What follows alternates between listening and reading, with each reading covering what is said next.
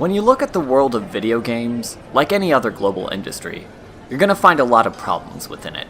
AAA game companies are using unfair and exploitative practices to justify the cost of producing more and more expensive games, to say nothing about the stories of tax evasion, employee mistreatment, and the continuingly unstable market for AAA games. With indie games, you see large-scale projects being mismanaged to disappointing results,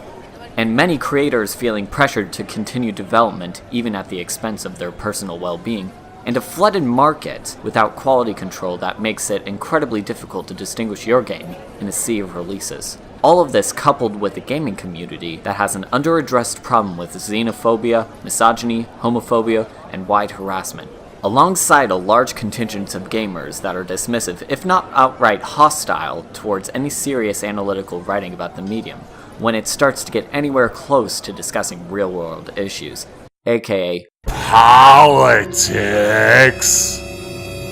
Though while it's important to keep those problems in mind when you think about a subject you love, there's nothing wrong with talking about areas in the industry that are improving. And one of the most surprising improvements in the game industry has occurred with the sharp increase in quality seen in licensed video games. For the longest time, the common belief was that video games that were based off of licensed property like film and television were usually rushed projects that were created to exploit the love for that property. What usually resulted were buggy, half-finished, underdeveloped games that had a distinct lack of funding within the team, which often kept it from being a worthwhile product. This was often done without much agency within the game developers, who were often new studios that were commissioned to create such games as a way to break into the industry and provide some revenue for the development team. Though near the tail end of the 7th generation of video game consoles, there was a distinct push away from creating such products. One of the positive side effects of games becoming more expensive and the rise of mobile and indie markets is that if you're a new developer or studio, you have a lot more opportunities to create games at a mass market scale without having to put much time and energy into products that you don't really care about. Though while a lot of licensed kid games have emigrated to the free-to-play market, a majority of the studios that created such shovelware have either had to boost the quality within the products or close down the studios, which is partially why we have seen the closure of both Disney Interactive and THQ, two of the biggest producer of licensed games in the past generations. And while this hasn't completely stopped companies like Nickelodeon and Disney from producing such licensed products, of all the major holders of children's media licenses, Cartoon Network seems to be embracing this new environment the most effectively. And while I would not say that the studio has been churning out 10 out of 10 hits consistently, for every underdeveloped and rushed-looking title like Battle Crashers and Soundtrack Attack, Cartoon Network Games will be releasing surprisingly in-depth and original games like Adventure Time Battle Party, Hey Ice King, Why'd You Steal Our Garbage, Let's Play Heroes, Card Wars, and the subject of today's video, Steven Universe, Attack the Light, and Save the Light. If there is an immediately noticeable factor that differentiates Cartoon Network from other studios, it's how easily they are able to systemize story elements from their shows without the resulting gameplay feeling unnatural. If you're a fan of Cartoon Network's programming in recent years, when they aren't playing endless marathons of a certain show, that shouldn't be much of a surprise. Many of these shows like Adventure Time, OKKO, and Steven Universe have storytelling and design elements that were directly inspired by the favorite games of the creators, which have gone on to decide what sort of titles inspire the gameplay of these licensed games.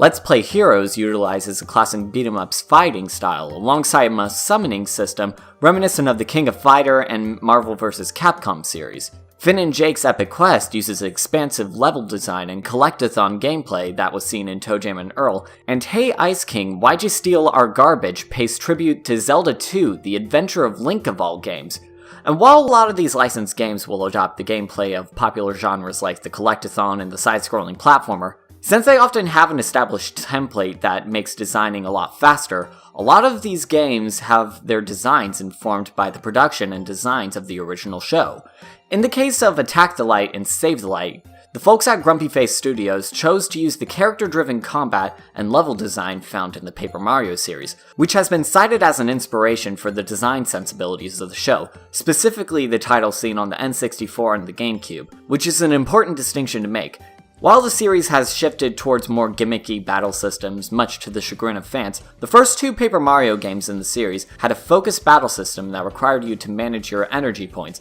in order to pull off more powerful attacks, while also using action-specific controller prompts to enhance or reduce damage on attacks made by and against you. This would translate to players carefully considering their moves while presenting risk-reward scenarios that increase the importance of their decisions, while also requiring them to be engaged even when it's not their turn, which alleviates the common problem RPGs face in which the combat systems become very unengaging as time goes on. Attack the Light adopts this combat system and translates the gesture-specific character moves to the touch interface in a way that I'm surprised other mobile RPGs don't use more often. Not only does this combat system provide enough novelty and engagement to take up most of the focus in the game, it also does so without it feeling too shallow of an experience, while also being simple enough for younger players to understand.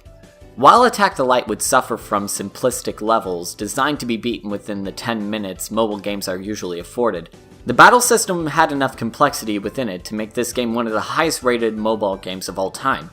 And thankfully, all of those positive aspects in the first game were greatly improved in the sequel, Save the Light. Though this game doesn't just emulate the combat system found in Paper Mario, Save the Light has left the confines of the grid-based dungeon crawling to introduce a wide explorable world with secrets, puzzles, and platforming challenges meant to be completed by the various characters in your party. Alongside this larger overworld, there are a lot more possibilities to circumvent and create novel combat encounters, where you can defeat enemies by taking advantage of the level geometry, in ways that would seem like cheating in other games. As someone who was a big fan of the original Paper Mario, playing Save the Light felt more akin to playing a spiritual successor to Paper Mario, rather than a generic game with a Code of Steven universe glossed over it. Unfortunately, while this seamless transition between the expansive world and the combat does help to better the pacing between exploration and battles, it can lead to a lot of buggy battles where enemies will be locked out of the level geometry, causing your characters to be unable to attack,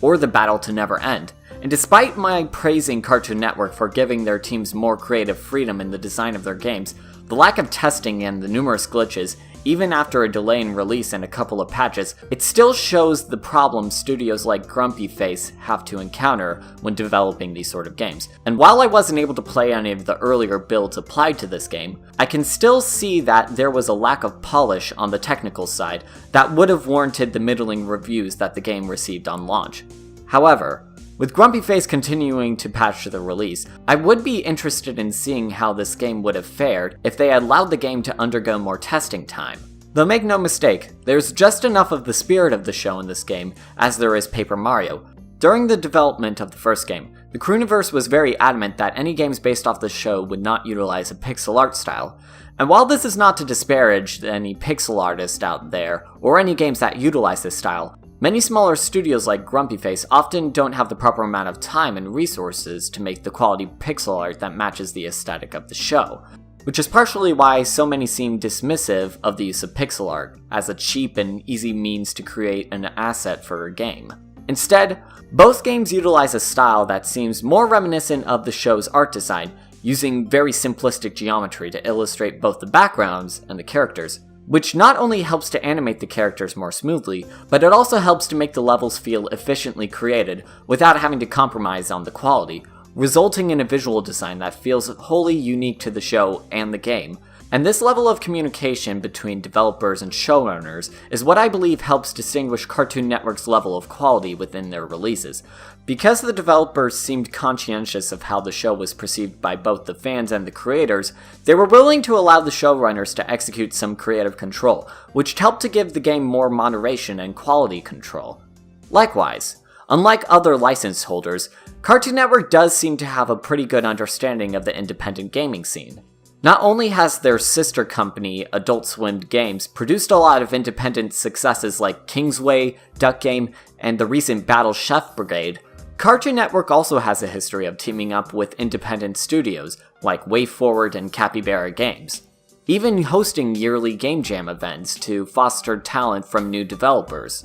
This intimate relationship with the indie scene, an area of game development that is more accustomed to the lower budgets that were previously afforded to shovelware games, has been extremely beneficial in developing these quality titles. And when you have showrunners that treat developers more than simple merchandise producers, and when developers are given enough freedom to consult with their games with the showrunners, it can help to create a quality product that not only holds up as a game, but also feels like a logical progression for the adapted license. And while this is all extremely good and denotes a very healthy relationship between companies, the loyalty to the source material displayed in these games are where I think the biggest hurdles for a licensed game is going to lie in the future. Despite trying to remain as detached as I could be from my status as a fan of Steven Universe, the reality is that even though these games have solid gameplay, great art direction, wide set of challenges and collectibles, and the fact that we really don't see a lot of RPGs paying tribute to the Paper Mario games, I'm not sure how this game is going to be able to attract players who aren't fans of the series. Both of these games find themselves referencing and building upon the conventions of the show in very interesting ways. The friendship system is very reflective of the show's themes of camaraderie and love as a powerful tool. The characters' movesets and stats are subtle reflections of their characterizations within the show, with Amethyst having more tank-like moves and stats that reflect her brash and careless attitude, and Garnet's glass cannon build reflects her punch-first, ask-later characterization. And the story in these games answer and call back to the mysteries seen within the show. I've talked a lot about how Grumpy Face Studios has translated the design, characters, and story of the show into this game, to the point where it has become integral to the experience. Though my concern lies when I contemplate the appeal of these games to a wider audience of people who might not be as familiar with the show. And when we talk about licensed games that have transcended the stigma of shovelware, most are able to discuss such games without having to divulge too deeply into the source material, and being able to discuss the game by itself.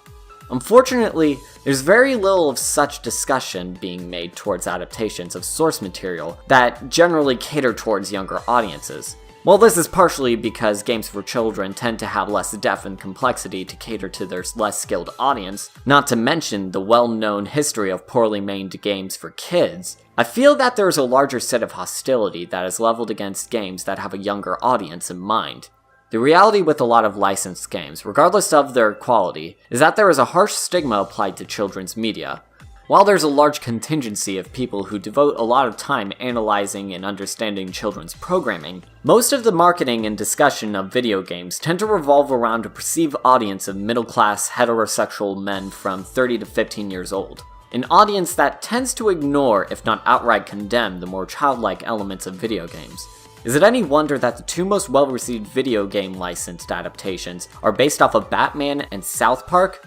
properties that have a history of catering to the exact demographic? And while this is obviously meant to be a bit of a generalization about the audience of hardcore gamers, I do think that it does illustrate that most of the industry has a bit of a blind spot when it comes to the creation of products like Attack the Light and Save the Light. And while I'm not exactly sure what could be done to remove this stigma, I think the close relationship between the indie community and Cartoon Network is a good place to start when discussing licensed games gaining more of an acceptance within the wider gaming audience. This can mean Cartoon Network can put more effort into their QA testing in the games, as well as consistently porting their releases to other platforms like PC and Switch, as well as taking cues from the indie scene and going a bit cheaper. As for the average consumer, I've never been one to advocate buying games in the hopes of influencing a publisher's future decisions,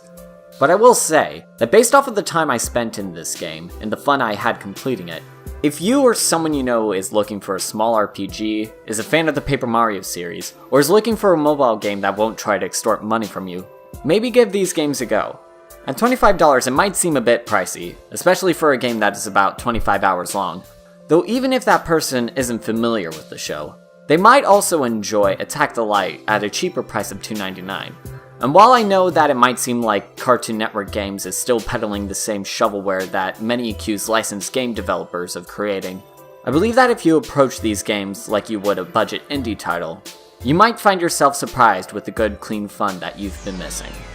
Thank you for watching. Best wishes.